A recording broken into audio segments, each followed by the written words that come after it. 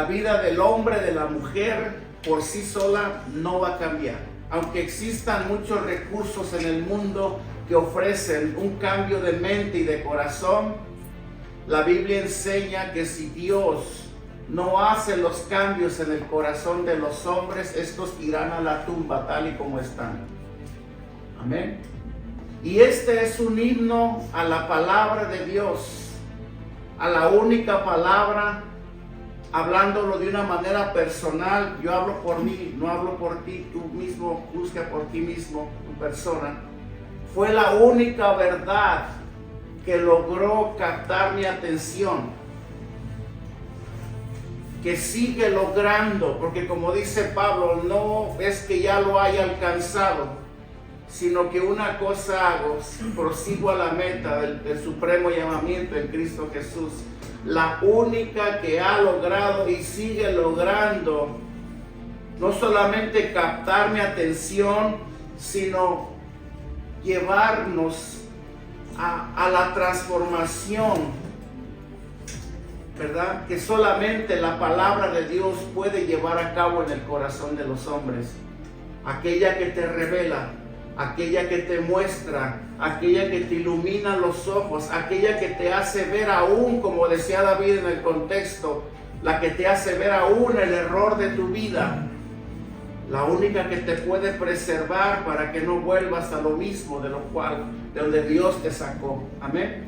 Por esa razón nos unimos a las palabras del salmista David para darle y hacerle un homenaje a esta palabra. Himno a la palabra de Dios, la cual tiene toda la preeminencia, la cual se merece todo nuestro respeto, toda nuestra obediencia, porque es la única que nos ha demostrado, es la única que nos puede transformar. Y cuando hablo de la palabra de Dios, hablo de Dios mismo, porque Él es el que dio la palabra. Es la sabiduría de Dios plasmada en un libro como el que tenemos aquí enfrente, donde está plasmada toda esa sabiduría. Amén. Un himno a la palabra de Dios, a la Sagrada Escritura, como la norma de nuestros deberes hacia Dios. El hombre puede prometer, el gobierno puede prometer, amén. El sistema del mundo puede prometer cosas, pero lo único que tiene la veracidad de que ésta va a cumplir todo lo que promete es Dios, porque de ahí todo lo demás tiende a fallar. Todo lo que está debajo del sol de alguna manera tiende a ser imperfecto. Comencemos a poner nuestra confianza, nuestra esperanza en el único que cuando dice algo lo cumple. ¿Quiénes son los mayores beneficiados por conocer la palabra? Y no solamente por conocerla, sino por obedecerla. Nosotros, amén. Para nosotros es de mucho mayor beneficio y utilidad. Más beneficioso que el día o la noche. Más beneficioso que el aire que respiramos y que aún la luz del sol misma. Más beneficiosa para nosotros. Amén. El salmista da cuenta de las excelentes propiedades y de los grandes servicios de la palabra de Dios, y lo hace en 6 frases, como leímos en el párrafo que leímos, en las cuales él expresa en cada una de ellas el nombre de Jehová. Son 6 frases, hermano, y esto constituye el homenaje a la palabra de Dios, de esta forma donde David desglosa en 6 frases toda la preeminencia de la palabra de Dios y resalta el nombre de Dios en su contexto. Amén. Aquí tenemos 6 títulos diferentes atribuidos a la palabra de Dios, las cuales abarcan todo el conjunto de la revelación divina, así como preceptos, promesas, y así también como el mismísimo evangelio de nuestro Señor Jesucristo. Porque si tú no lo sabías, Toda la palabra de Dios tiene ese enfoque. Jesucristo es el eje. Jesucristo es el centro de toda la palabra, de toda la revelación divina. Todo apunta hacia Él. Todo se originó en Él, todo apunta hacia Él y todo culminará en Él. ¿En quién? En Jesucristo. Y vemos cómo David, de una manera diligente y temerosa, define 6 frases en cuanto a la palabra de Dios, haciéndonos conocer a nosotros. Porque muchas veces, hermanos, nosotros, no sé si será por descuido, por falta de perseverancia, por negligencia en los casos más trágicos, pasamos por alto muchas de las verdades que para nuestra fe son cruciales y constituyen lo más importante para que nosotros sepamos cómo mantenernos. Hermano, nadie pone su fe, nadie obedece una ley si no conoce al dador de la ley. ¿Amén? Nadie ama por amar. Nadie obedece a nadie si no tiene la convicción o la noción de lo que representa ese mandamiento para nosotros. El gobierno da leyes, el gobierno establece constituciones, y nosotros tenemos que estar conscientes de lo que cada una de ellas representa y de los beneficios que cada una de esas leyes nos van a brindar a nosotros como ciudadanos. ¿Sí? Pagamos impuestos porque sabemos que tenemos que pagar impuestos. Nos sometemos a las autoridades porque sabemos que vamos a recibir beneficio de ello, protección y amparo y tantas cosas. ¿Sí? Y contribuimos de alguna manera con el sistema porque sabemos que vamos a obtener un beneficio, una seguridad. Pero ¿qué tal?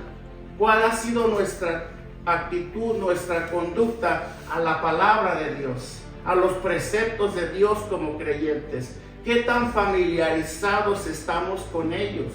¿Qué tanto los conocemos? ¿Qué tanto estamos dispuestos nosotros que de la misma forma que nos dejamos dirigir por la Constitución, por el gobierno y por las leyes terrenales, a los mandamientos de Dios? Amén. A sabiendas de antemano que esos son los únicos que son verdaderos y que van a tener no solamente un efecto terrenal, sino también eterno. Amén. Ese es el efecto, porque nosotros, Jesús dijo en una ocasión, aunque estamos en este mundo, ya no somos de este mundo. Hermano, tenemos que conocer, por decirlo así, la constitución del gobierno al cual ahora tú y yo pertenecemos. Y válgame usar esa palabra, la constitución. Pero tenemos que conocer ese gobierno. Tenemos que familiarizarnos con ese gobierno. Tenemos que conocer de qué constituyen los mandamientos de Dios, de qué están compuestos y de qué manera nosotros nos vamos a estar beneficiando de ellos. ¿Amén? Pero como no los conocemos, porque tendemos a ser un tanto indiferentes a ellos, por eso no podemos vivir la fe de la manera que Dios quiere que la vivamos. Amén. Porque ante un desconocimiento hay incertidumbre. Y la incertidumbre trae desconfianza, trae falta de perseverancia, trae falta de consistencia y lo más trágico, trae incredulidad. Porque nadie va a creer en alguien, nadie va a obedecer a alguien que no conoce. Nadie va a obedecer una ley si no sabe de la manera en que lo va a beneficiar. Me doy a entender aquí.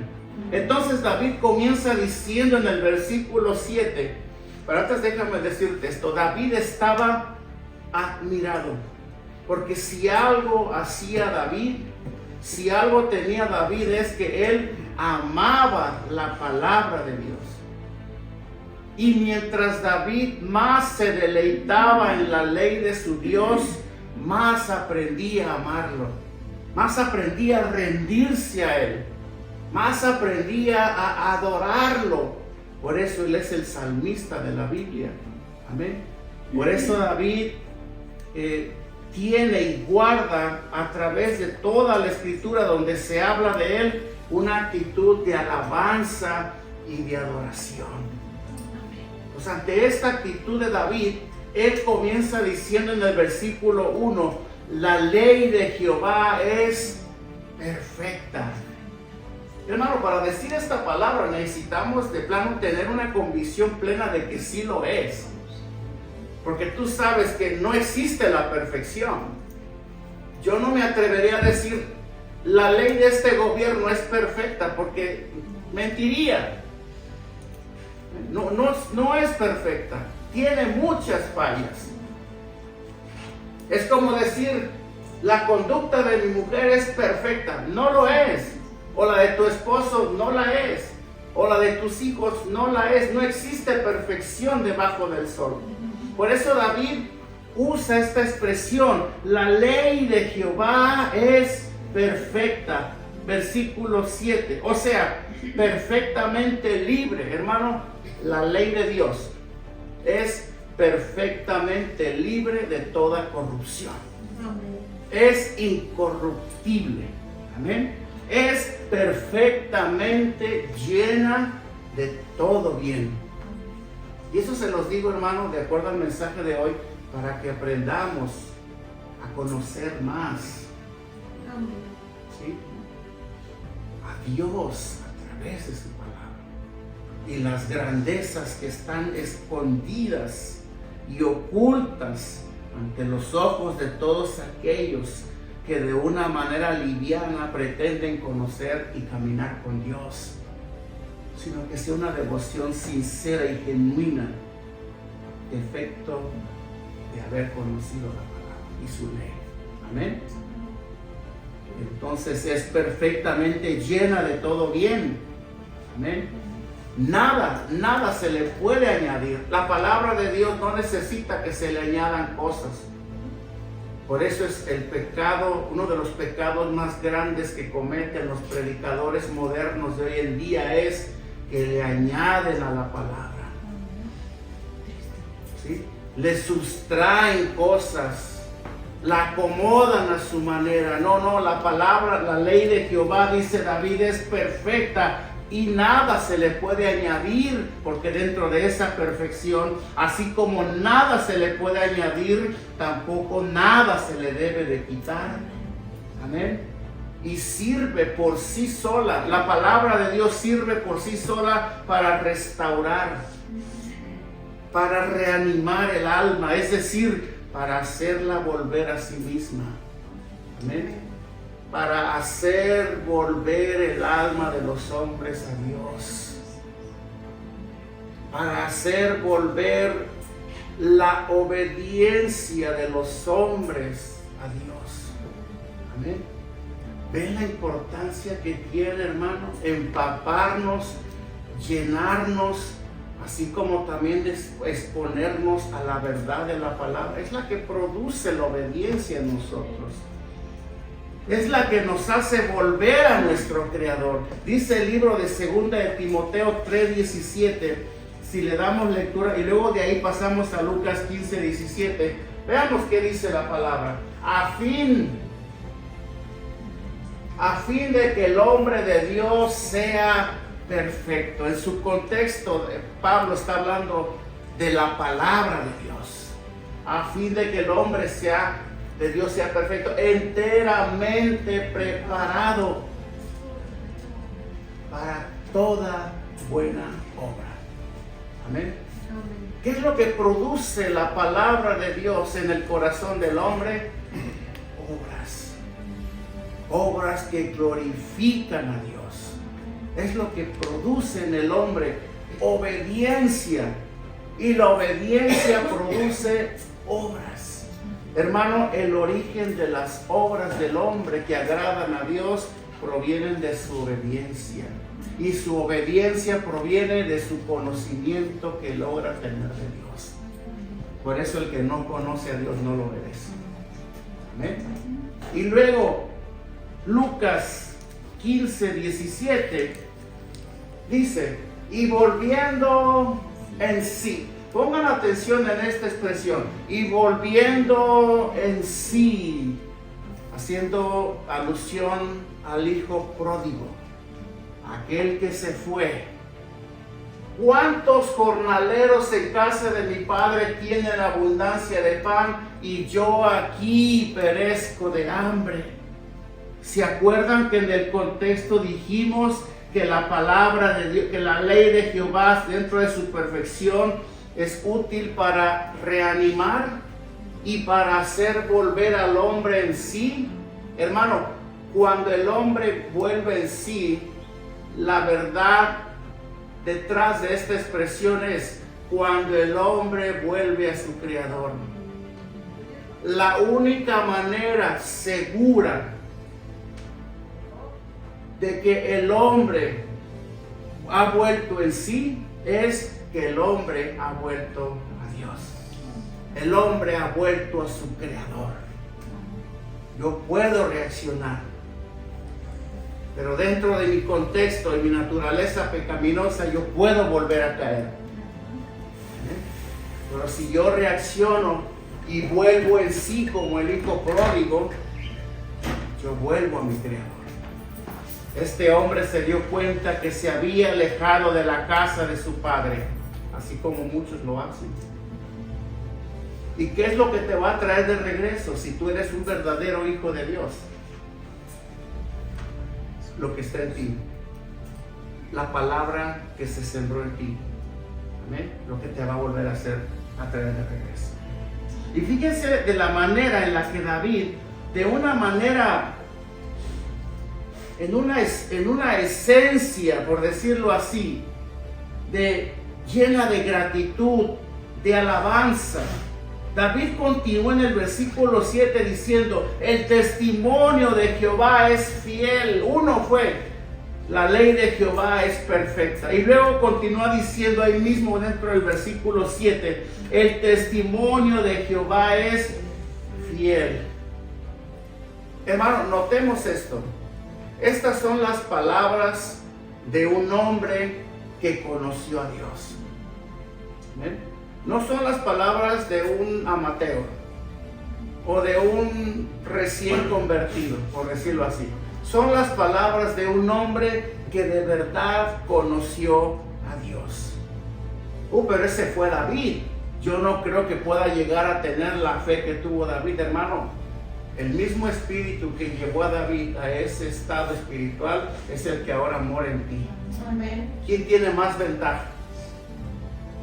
El Espíritu Santo no estaba en David, porque todavía no se llevaba a cabo la redención y la venida del Espíritu. Pero ahora, por eso nunca te compares con un personaje del Antiguo Testamento, porque su obediencia es ejemplo y hasta quedó en la Biblia plasmado. Pero nosotros tenemos una mayor ventaja aún con eso, no porque seamos más grandes que ellos o mejores, sino porque ahora, en el sentido de que el Espíritu ahora mora en nosotros. Ahora nosotros podemos hablar con una mayor convicción por el poder que ahora habita dentro de nosotros. David conoció a Dios. Dios en su soberanía se encargó de manifestarse a David. Y Dios lo conoció. Había una veracidad en sus palabras. Cuando él dice: el testimonio de Jehová es fiel, lo que David estaba tratando de decir es fiable, seguro, duradero. Es un fundamento en un consuelo verdadero y una base de esperanzas confortantes y duraderas. Hermano, ¿tú hablarías así de Dios? ¿Sí? Incluso David dice: al sencillo, si quieres pongamos el versículo 7, al sencillo y hasta el más humilde analfabeto le puede hacer sabio. Amén. ¿Sabio en qué? En cuanto a la salvación. Hermano, tú podrás conocer mucha gente sabia, intelectual en este mundo, pero para Dios son necios, y es que no están con Él. Por eso dice Gálatas: de lo vil y lo menospreciado se valió Dios para avergonzar a los grandes de este mundo. Al sencillo, al humilde y aún al analfabeto. Amén. Aquel que quizás no tiene una preparación escolar, aún a ese hombre o a esa mujer los puede hacer sabios en cuanto a la salvación. Claro, si se deja enseñar, ¿verdad? Dice Timoteo 3, 14 al 15. Leamos lo que dice Pablo al respecto. Pero persiste. ¿Qué entienden por esa palabra? Persiste, insiste en lo que has aprendido y te persuadiste. Ahí está, esta palabra es clave, porque como te dije hace un momento, necesitas estar convencido de lo que crees, porque esto no te lo enseña el hombre, hermano, ¿sí? Esto te lo enseña Dios. Dios mismo, el que creó todo lo que tus ojos alcanzan a mirar, Dios lo creó. En su conocimiento, en su revelación, Dios es el que nos ha enseñado todo lo que tiene que ver con nuestra fe. Es Dios, es el maestro de maestros. Amén. David continúa diciendo en el versículo 8, los mandamientos de Jehová son rectos. Primero dice, la ley de Jehová es perfecta. ¿Y cuál fue el otro? La ley de Jehová, los mandamientos de Jehová son fieles o es fiel. La ley de Jehová es fiel. Y luego continúa diciendo, los mandamientos de Jehová son rectos. ¿Por qué razón? A ver, David, ¿por qué razón? Porque los mandamientos de Dios están exactamente de acuerdo con las normas eternas. Los mandamientos de Jehová están de acuerdo con las normas eternas y los principios del bien y del mal. No los traspasan. Lo que Dios dice que es recto, es recto. Lo que Dios dice que no es recto, no es recto. A lo que Dios le llama malo, es malo. Dios no se equivoca. Si Dios dice, por ejemplo, menciona tal pecado, robar, tomar algo que no es tuyo, es porque es pecado. Es porque es pecado. Cualquier mandamiento que Dios da en cuanto a un tema es porque es así. No es porque hay un brecho en medio que abre una posibilidad para decir, ¿será que a lo mejor no es tan malo? Por ejemplo, las personas que acostumbran a tomarse su vinito, por ejemplo, ¿sí? La Biblia dice que eso es pecado. ¿Amén?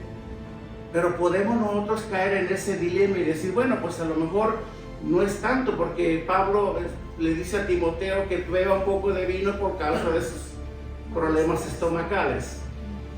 Y se abre ante esta posibilidad una brecha para llevarnos a un conflicto de debate, decir, ¿será bueno o será malo? ¿Será que Dios lo permite? ¿Será que Dios lo prohíbe? ¿Sí? La ley de Jehová, como dice David, es recta. Lo que Él dice, eso es. Amén. Si Él dice está mal, está mal. Si Él dice es pecado, es pecado. Amén. Por eso nosotros podemos confiar. No te vayas por allá porque vas a sufrir las consecuencias si es el mal camino. No te vayas por allá. Vente por acá porque acá está la vida, así como decíamos el domingo pasado. Deuteronomio decía, he aquí te pongo delante de la vida y de la muerte. ¿Amén? Y nos ponía a elegir. Esa es la ley de Dios. Amén. Es la ley, hermano, puesta en las manos de Cristo. Ahora, como cristianos, que sabemos que Cristo no vino a abolir la ley, sino a cumplirla, ahora Él ha abolido esa ley por nosotros. ha cumplido esa ley por nosotros y la ha grabado en nuestro corazón. Es la ley que ahora en nosotros produce alegría, produce gozo. El saber, hermano, que estamos en la verdad. El saber que vamos por el camino seguro. El saber que nuestros nombres están escritos en el libro de la vida. El saber que obedeciendo a Dios nos conducimos a un lugar seguro como es la vida eterna. Hermano, hay alegría, hay gozo dentro de nosotros. Esa ley que Cristo le escribe en nuestro corazón y pone allí con ella un fundamento de gozo perpetuo. Amén. Lo que la palabra de Dios hace del corazón de los hombres. Amén. David continúa diciendo, versículo 8 ahí mismo, dice, el precepto de Jehová es puro. ¿Dónde nos quedamos? El precepto de Jehová es puro. O sea, es como la luz sin mezcla de tinieblas. Hermano, no hay tinieblas. No hay una mixtura entre cosas buenas y cosas malas. Nosotros, por eso Dios nos promete que si nosotros basamos y guiamos nuestras vidas conforme a su ley, esta va a producir santidad en los creyentes. Lo único que va a producir santidad en la vida de un creyente es aquel que está obedeciendo la ley de Dios. Y no porque se va a esforzar por vivir o por aparentar una santidad. La Biblia dice que esa misma santidad de la palabra de Dios es la que viene a producir en el corazón de los creyentes la verdadera santidad de Dios. Por eso Pablo le dice a los discípulos, porque esta es la voluntad de Dios, vuestra santificación. ¿A qué te quiero llevar con esto? Solamente la ley de Dios, solamente la ley de Dios produce la santidad en los creyentes. Y no tienes que esforzarte. Hermanos, los cristianos no debemos de fingir que ya no nos domina la tentación. No podemos fingir una santidad que no tenemos. No podemos fingir inclusive una obediencia que no estamos viviendo. Aquí no se trata de fingir. Aquí no se trata de aparentar quién es el cristiano más espiritual y más obediente. No, aquí no se trata de eso. Está en el mundo allá. Allá la gente te da una cara que no tiene. Sí. Aquí tenemos que ser genuinos. Sí. Aquí tenemos que abrir nuestro corazón. Aquí tenemos que rendirnos a Dios, humillarnos delante de Dios, reconocer quién de verdad somos. Aquí no podemos ir con Dios diciéndole una cosa que no somos, porque Dios nos conoce. La ley de Dios grabada en el corazón de los creyentes es la que va a producir la verdadera fe. Es la que va a producir la devoción genuina de un creyente. Y no va a tener que fingirlo, porque esta va a surgir espontánea. Amén. De una manera espontánea. Es el precepto, es decir, lo que Dios prescribe para casos particulares en los cuales el Señor nos dirige en el camino del deber, y de esta manera también nos alumbra los ojos. ¿Sí? Nos alumbra los ojos. Por cierto, ese es el medio que el Espíritu Santo usa para ese fin en los creyentes. O te digo, ¿quién es el único que nos alerta del mal camino? El Espíritu Santo. El poder que da en nosotros para poder obedecer esa ley. Por eso los verdaderos cristianos van a manifestar ese fruto de obediencia a Dios. ¿Ve? Porque así no se puede. Yo no puedo obedecer a Dios por mi propia voluntad. No puedo. No puedo ni siquiera ofrecerle alabanza en mi propia voluntad, porque no puedo, y aparte no es recibida por Dios. así como Dios le dijo a la samaritana, porque Jesús le dijo a la samaritana, porque el Padre busca adoradores que lo adoren en espíritu y en verdad. Pero veamos que nos dice Efesios 1:18, ya voy avanzando con el mensaje. Veamos lo que dice: alumbrando los ojos de vuestro entendimiento, para que sepáis cuál es la esperanza a que Él os ha llamado, cuáles son las riquezas de la gloria de su herencia en los santos. ¿Quién hace esa obra en nosotros, hermano? Vos te dije hace un momento, hermano, si no conocemos a Dios, si no estamos familiarizados con su ley, va a ser bien difícil que podamos algún día deleitarnos en la ley de Dios como lo hacía David, o vivir al menos esa fe de una manera como David la vivía. ¿Amén? Y por la cual él murió y vivió hasta el último día de su vida, aunque falló y todo, pero aún mismo su conocimiento que tenía de Dios lo llevó a entender que toda la devastación que vino a su vida a la postrer después del pecado que cometió en palacio con Betsabé, aún él sabía y estaba consciente que había sido producto de su desobediencia a Dios. Amén. No es como algunos que cuando les va mal le echan la culpa a Dios, se enojan y se van. No, tenemos que reconocer como David que cuando nos va mal o caemos o pecamos es porque nosotros mismos nos alejamos de Dios por nuestra propia voluntad y no es culpa de Dios. Pero más sin embargo Dios fue fiel con David y aún con sus descendientes.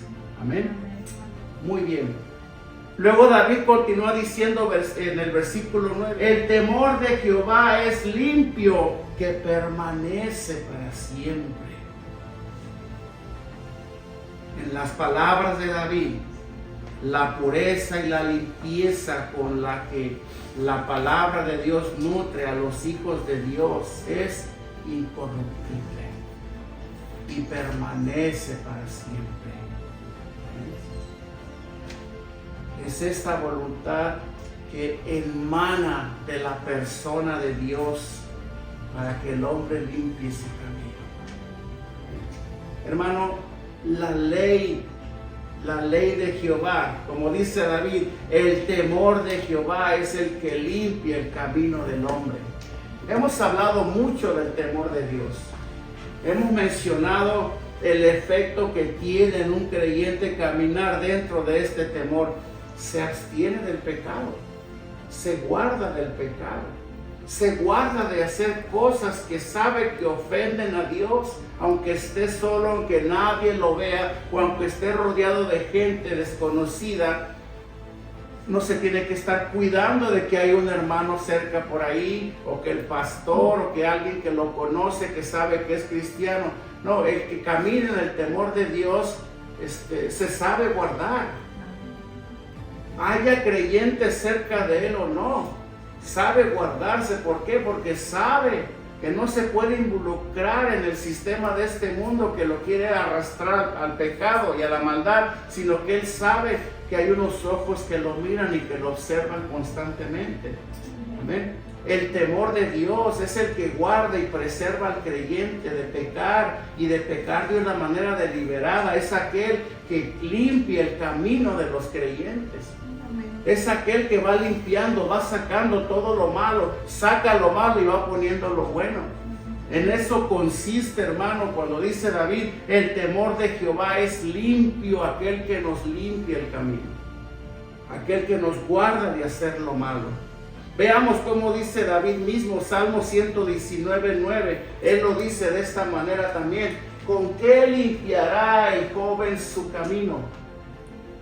Cuando dice la palabra con guardar, ¿qué entienden ustedes? Guardar, o sea, no es solamente conocerla, porque podemos tener mucho conocimiento. Yo puedo tener mucha noción de lo que para Dios es pecado, pero eso no basta. Yo no estoy guardando su palabra. Yo simplemente tengo una noción de lo que a Dios no le gusta, pero no la estoy guardando. Si por ejemplo los que anotan, los que toman notas, ¿de qué les sirven esas notas si no obedecen la palabra? ¿Sí? Es guardarlas en el corazón, ponerlas por obra, ir y decir, ¿qué dijo el Señor hoy en su palabra?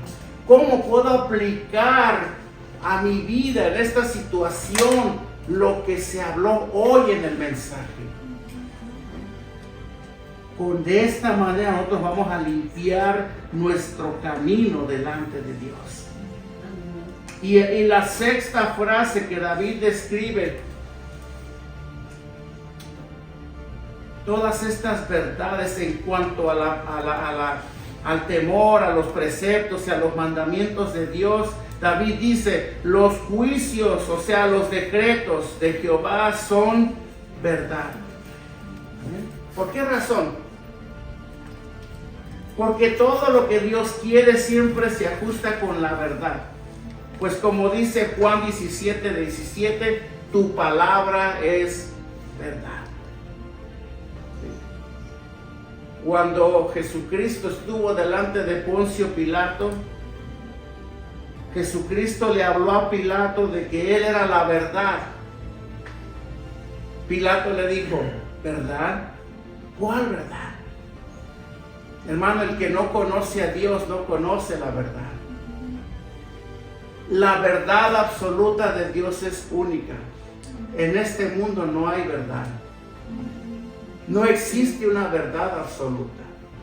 Porque como te dije hace unos minutos, el hombre es cambiante. Y si el hombre es cambiante, el sistema es cambiante. Los gobiernos son cambiantes. Las leyes son cambiantes. Hoy aprueban una cosa y mañana aprueban otra. Hoy entra en vigor una ley, mañana la anulan. Dime una cosa, ¿qué seguridad tenemos tú y yo al pretender vivir dentro de un mundo y un sistema tan pero tan cambiante? Hoy tienes derechos, mañana te los quitan. ¿Sí? Hoy el gobierno promete darte algún tipo de prestación, algún tipo de ayuda. Tú no puedes poner tu confianza en eso. Mañana se revoca esa ley y te quedas como antes. No hay. Por eso es la importancia que nosotros aprendamos a conocer a Dios, a conocer su ley, a amar su verdad. Él es la verdad. Jesús dijo, yo soy el camino, la verdad y la vida. Nadie viene al Padre sino por mí. Y lo mejor de esto es que Dios proveyó el camino para que nosotros pudiésemos venir a Él y conocer al único Dios verdadero, aquel que posee la verdad absoluta, al cual es Dios. ¿Amén? El Dios, como dice el salmista, los juicios de Jehová son verdad. Amén. Los juicios de Jehová son justos y configuran una sola pieza: la palabra, la verdad y la justicia de Dios. ¿Se dan cuenta lo que encierran todos estos conceptos que el escritor está usando para definir la ley de Dios? La ley de nuestro Dios. Amén. Entonces David, ante todas estas verdades, ante todo este conocimiento que él ya tenía de Dios, ante todo este recordatorio, por eso, hermano, nunca te conformes. La lectura de la palabra de Dios, el conocimiento de la ley de Dios, no es como leer un libro y decir, oh, ya lo leí. Porque la palabra de Dios es viva y Él nos habla de una manera o de otra. Pero la misma palabra, la escritura, cuando tú la lees por un lado y después vuelves a leerla, Dios te sigue dando agua viva. Amén. Este es un libro, hermano, que si lo tienes que leer de principio a fin hasta que te vayas, tienes que hacerlo. Este es un libro incansable para nuestra alma. Este es el agua de vida, que la única que puede saciar nuestra alma.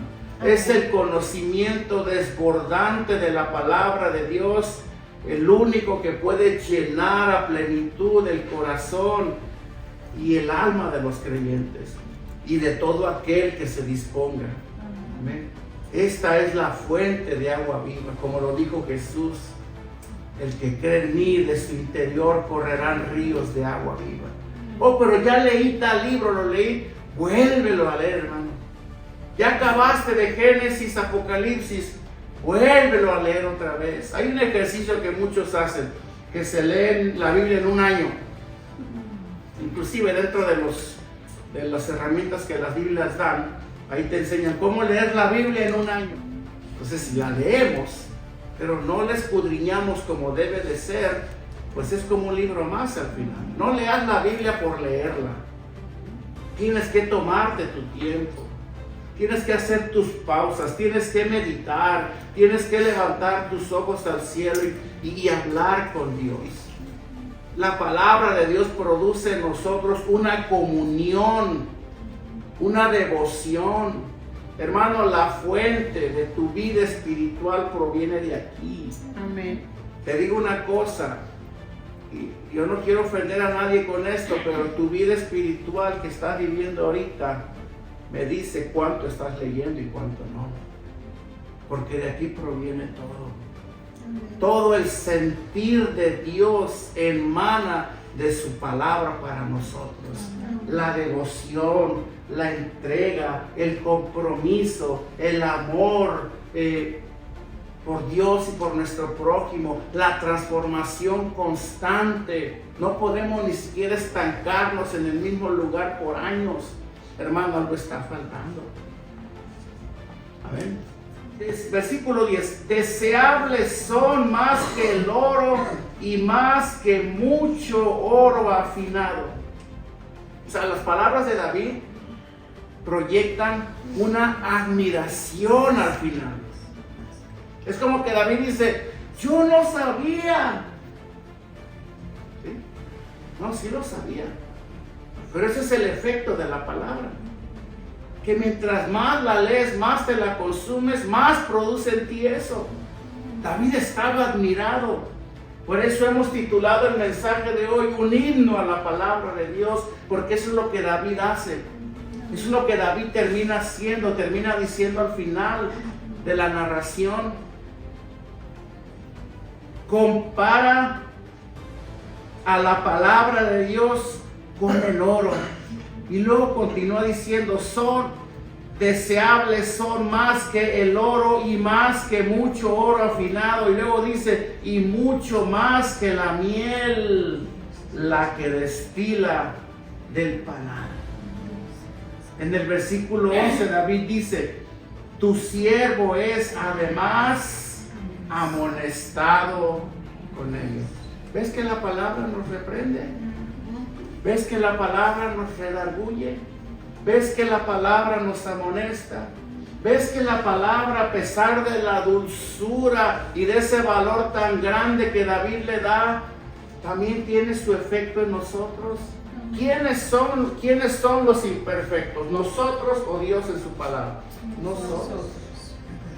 Hermano, el pecado nos hizo imperfectos. Nacimos dentro de una perfección, ¿sí? Pero cuando entró el pecado al Edén, entró la muerte también con él. Y por cuanto todos pecaron, están destituidos de la gloria de Dios, y de ahí provino toda la corrupción del hombre. Toda la corrupción del hombre, que siglos más adelante se pudo ver manifestada en toda su plenitud en la ciudad de Sodoma y Gomorra, de la cual hablamos la semana pasada. Toda esa maldad, esa perversidad que había en esos hombres, entró por causa del pecado del Edén. Toda esa maldad que hay en el corazón de los hombres, porque nadie es bueno, nadie se sienta bueno, todos somos perversos. Que lo sepamos disimular muy bien, esa es otra cosa. Que sepamos disfrazar la maldad de nuestras palabras con palabras dulces y suaves, esa es otra cosa. Pero la maldad que hay aquí, hermano, es real. Nadie es perfecto. Y no hubo un perfecto, la Biblia dice, ni siquiera uno. Ni siquiera uno. Hermano, el aprecio que David tiene a la palabra de Dios lo lleva ahora al arrepentimiento y a la oración. Fíjense, vos te digo, cuando tú lees la palabra de Dios, ¿qué es lo que produce en ti? Arrepentimiento. Hermano, te digo una cosa, más que un deseo de hacer que tú te sientas bien y cómodo con el mensaje que damos aquí los domingos o los miércoles, es más el deseo de llevarnos a un arrepentimiento. Amén. Porque te puede parecer muy bonita la palabra, pero si no hay arrepentimiento no pasa nada. La compuerta del cielo está cerrada para nosotros.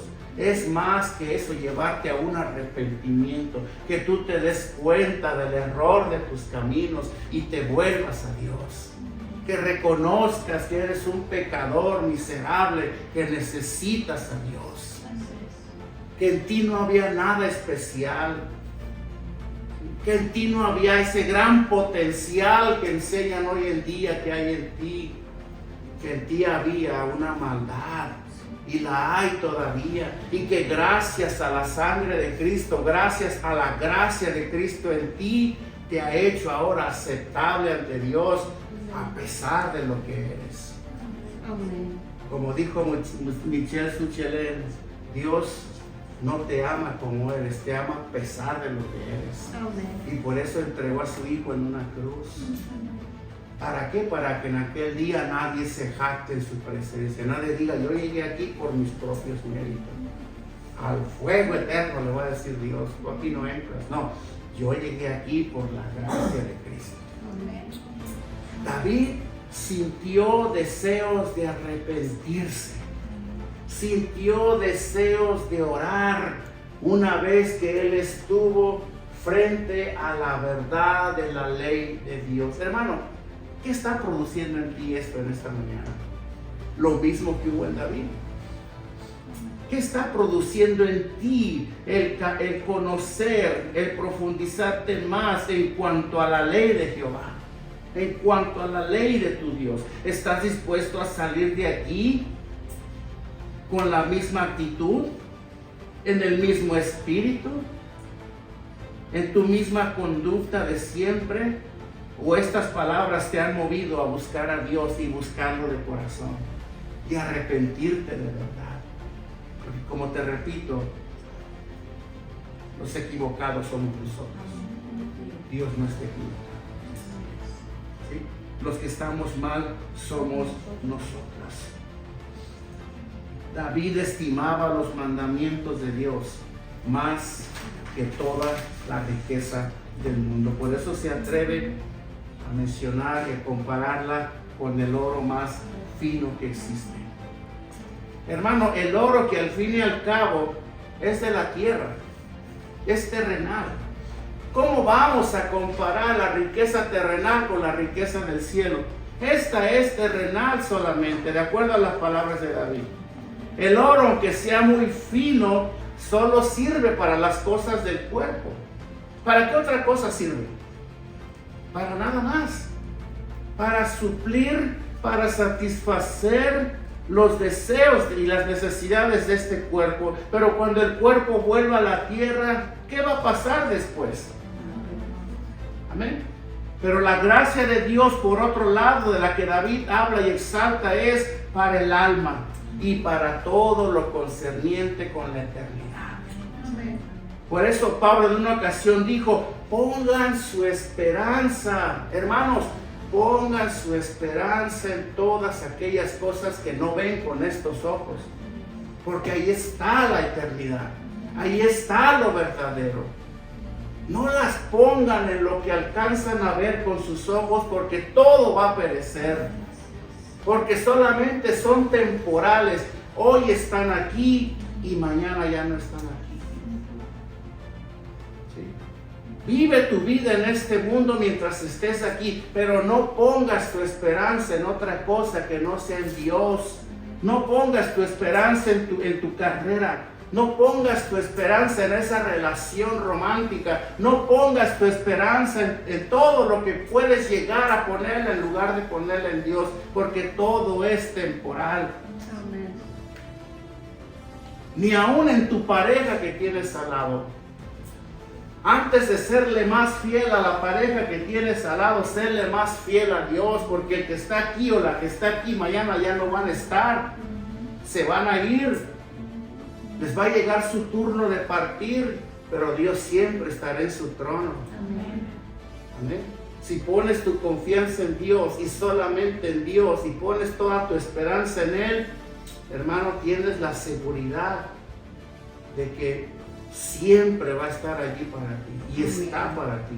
Lo demás se va a diluir como el humo que se va de aquel que fuma, prende un cigarrillo y fuma. El humo se pierde en el aire, se diluye, como la planta que crece en el campo. Hoy está aquí hermosa y resplandeciente, mañana se seca y se muere. Esa es la verdad debajo del sol, debajo del cielo. Amén. No hay seguridad. Además, hermanos, de acuerdo a las palabras de David, la palabra de Dios es más dulce que la miel. Amén. Mucho más que los placeres del cuerpo, los cuales son engañosos y nunca llegan a satisfacer del todo. Si tú vives queriendo complacer los deseos de tu cuerpo, hermano, nunca tendrás saciedad. Este cuerpo nunca se va a cansar de demandarte cosas. Este cuerpo nunca te va a decir, ya, párale, hasta aquí, ya tengo suficiente. Este cuerpo, perdón por la palabra, es como un animal irracional que se deja llevar, se deja arrastrar por sus pasiones y por sus deseos.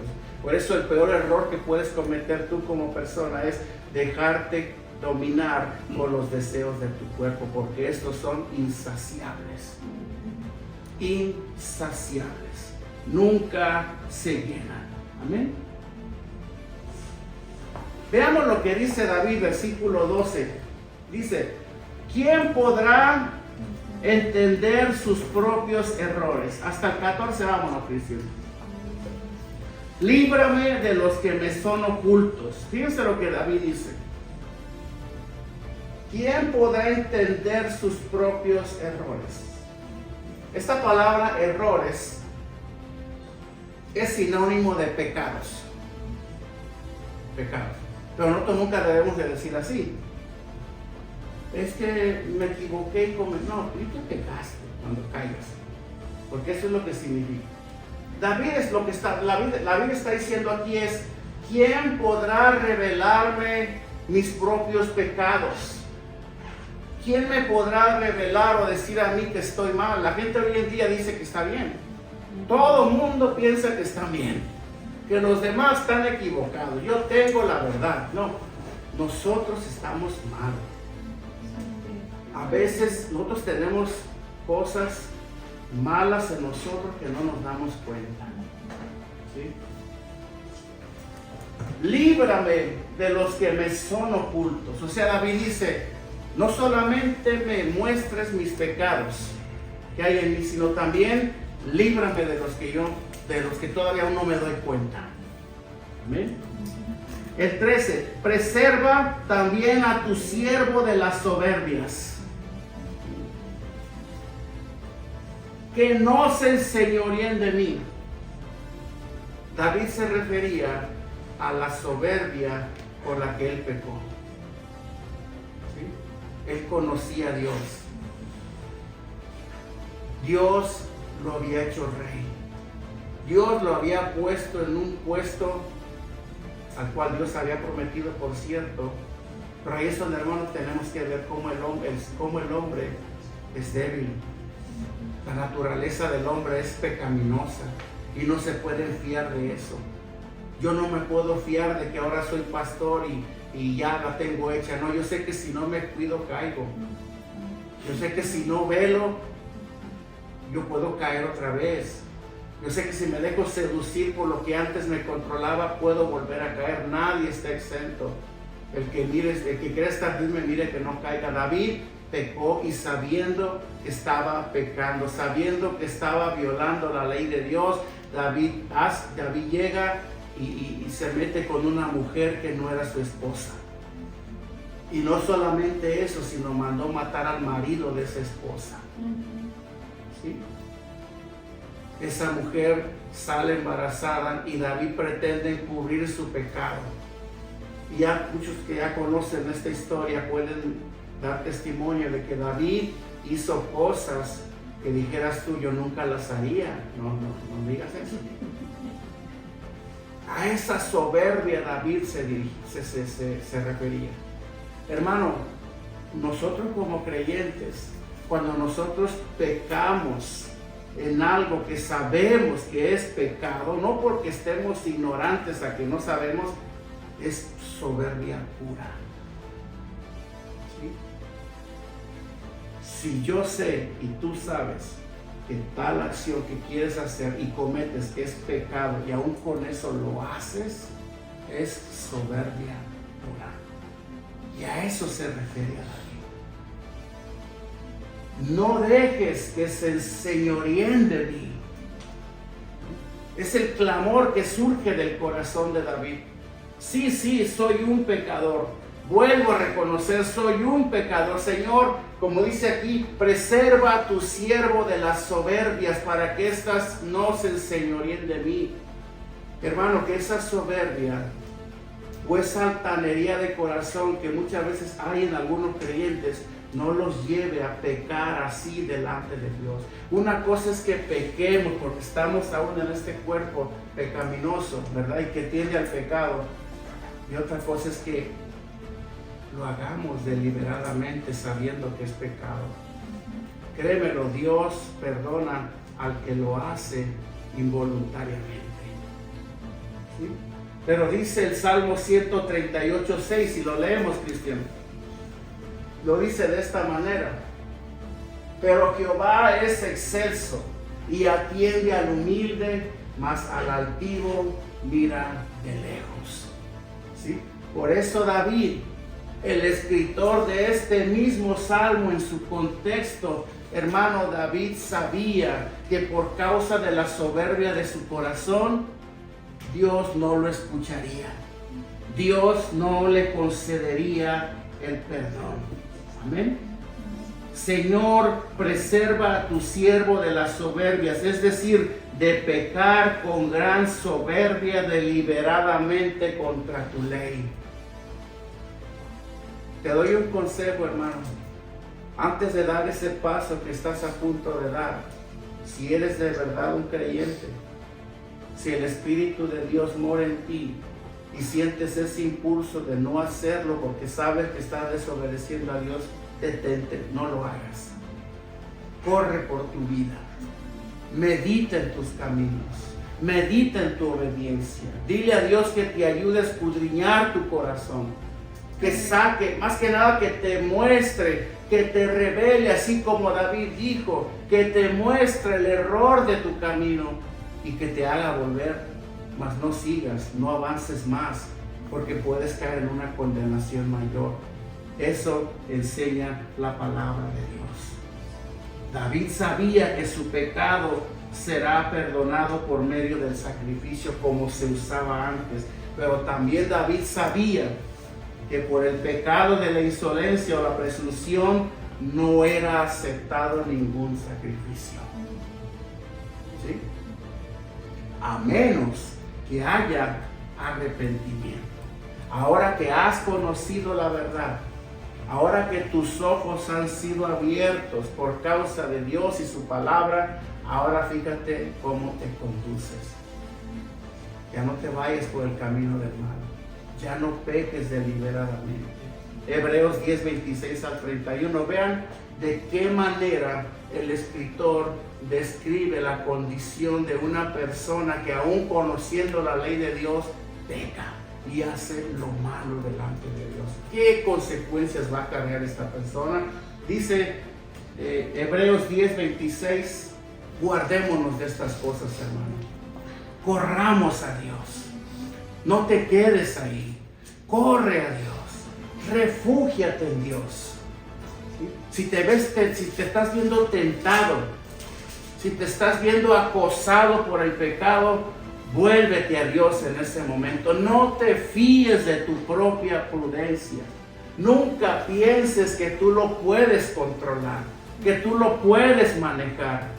No confíes en tu propia prudencia. Corre por tu vida, hermano. Esto es cuestión de vida o muerte. Amén. Dice, porque si pecaremos voluntariamente, ¿entienden esta palabra? Voluntariamente, o sea, porque yo sabiendo, yo lo hice aún con esto.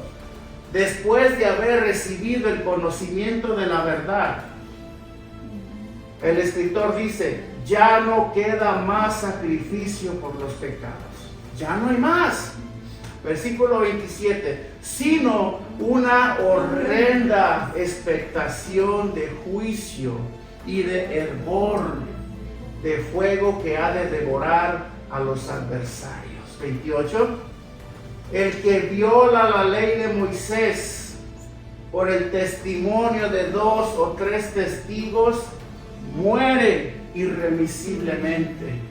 29, ¿cuánto mayor castigo pensáis que merecerá el que pisoteare al Hijo de Dios? Hermano, aquí no se refiere a un impío que no conoce a Dios y que no conoce la ley de Dios. Aquí se refiere al que conoce la ley de Dios, el que sabe que es malo lo que está haciendo, el que sabe que eso va a transgredir la palabra de Dios, el que sabe que va a ofender a Dios con esa acción. Ese es el que va a pisotear al Hijo de Dios. Yo siento su presencia, hermano. Ese es el que va a pisotear al Hijo de Dios, aquel que sabe y aún lo hace. ¿Sí? Y tuviere por inmunda la sangre del pacto en la cual fue santificado, él hiciere afrenta al Espíritu de gracia. Aquel que sabe que está contristando al Espíritu Santo con sus acciones. Es aquel que hace afrenta. Aquel que avergüenza al Espíritu de Dios. Aquel que le dice, no lo hagas, detente, ve a Dios, corre por auxilio, refúgiate en sus brazos, lee su palabra, abre tus ojos. Mas sin embargo se deja ir. ¿Sí? Como animal desbocado tras el pecado. El 30 dice, pues conocemos lo que dijo, mía es la venganza, yo daré el pago, dice el Señor, y otra vez el Señor juzgará a su pueblo. ¿Sí? Luego el versículo 31 dice, horrenda cosa es caer en manos del Dios vivo. Tú te puedes escapar de un enemigo, puedes cometer un agravio contra alguien, escóndete y no te encuentra y vas a estar seguro, pero delante de Dios nadie se va a poder esconder. Amén. Eso es lo que el escritor está diciendo aquí. Horrenda cosa es caer en manos del Dios vivo. Amén. Muy bien. Finalmente vemos a David. Finalmente vemos a David que manifiesta el efecto de su arrepentimiento en la presencia de Dios. Y creemos nosotros, hermanos, lo creemos por testimonio propio, porque la palabra sí lo enseña, que esta debe de ser la manifestación sincera de todo creyente que ha sido expuesto a la palabra de Dios y que esta misma lo ha llevado a un arrepentimiento. Podemos ver a David, el rey David, un hombre conforme al corazón de Dios, diciéndole a Dios, Señor, si tú no me salvas, estoy perdido. Si tú no me muestras mi pecado, Señor, yo seguiré engañado. ¿Sí? Señor, solo tú puedes guardarme de la soberbia de mi corazón para no pecar delante de ti. Si tú haces eso, David le dice a Dios en pocas palabras, entonces, versículo 13, entonces seré íntegro y estaré limpio de gran rebelión. 14, sean gratos los dichos de mi boca y la meditación de mi corazón delante de ti. Oh Jehová. Repita conmigo en voz alta. Oh Jehová, roca mía y redentor mío. Amén. Detrás de estas palabras, hermano, hay una rendición total. Dios nos libre, hermano, Dios nos libre a ti y a mí, si de verdad somos creyentes, en llegar a pensar que esto depende de nosotros. Porque no, hermano, no te confíes. En base a la palabra que hoy hemos presentado ante tus ojos,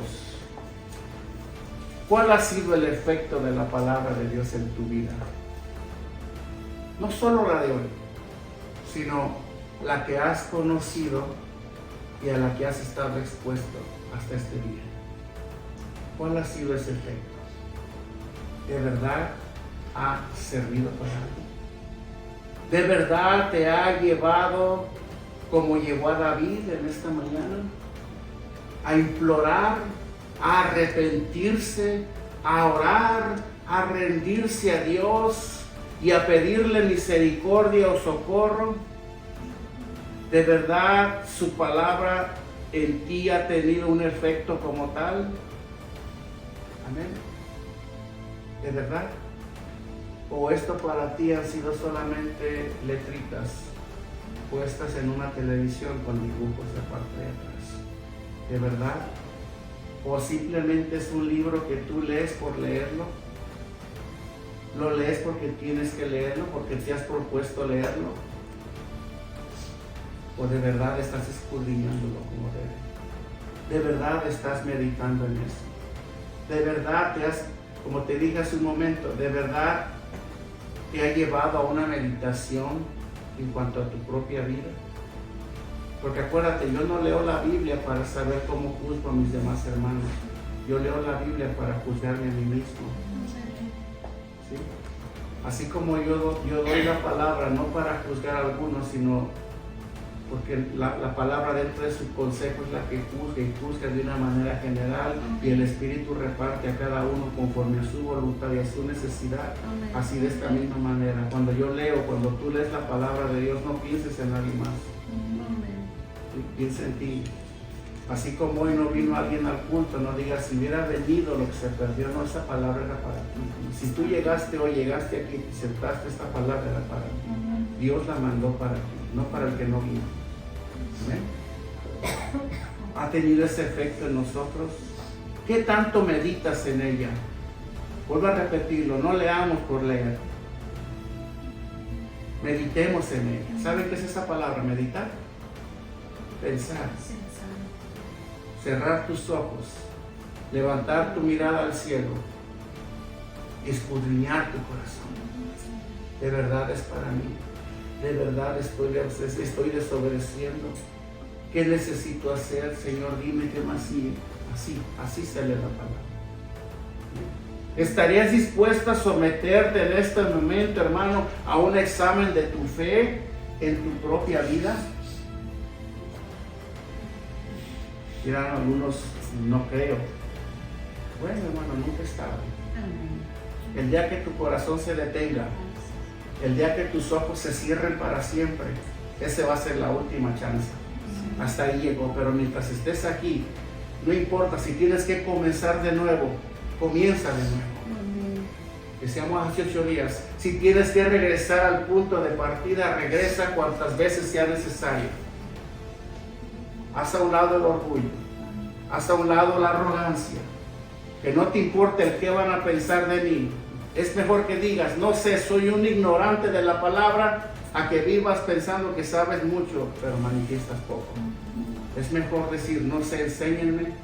Señor, muéstrame el camino nuevamente porque me perdí en el camino, a que llegues aquel día delante de Jesús y Él te diga, apartado de mí, hacedor de maldad.